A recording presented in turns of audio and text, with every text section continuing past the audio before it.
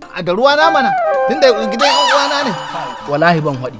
To in ba muka ɗauko zaka zo da ka ce mu muna gidan wannan misali dan Allah ne. Kai wallahi ban haɗi. Kana ƙaunar Allah ka gaya dan manzan Allah ka gaya. Sallallahu alaihi wasallama wallahi yanzu na ka gaya maka kaga abin gana. Wallahi duk malaria gadda ake cikin duniya ga ka sha shi ba kai. Wallahi magani na sadidan ka sha shi wallahi kwari zaka samu ga.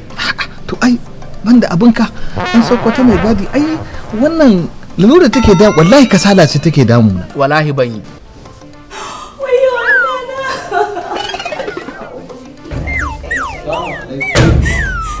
Yawa da ma ku nake jira ku ga. Menene? Kai ya zuba ma a cikin ruwa. La ilaha illallah Muhammadur Rasulullahi sallallahu billahi la ilaha illa hu a'a. Zumuncin mu take so ta raba. Ba komai. Kin gane yanzu ai na zo miki da albishir na musamman. Kin gan shi nan gishiri yau zai bar gidan nan.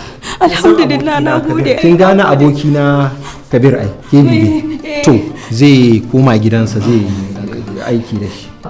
Ai ba ta ta. To ka gani? Haba kawai.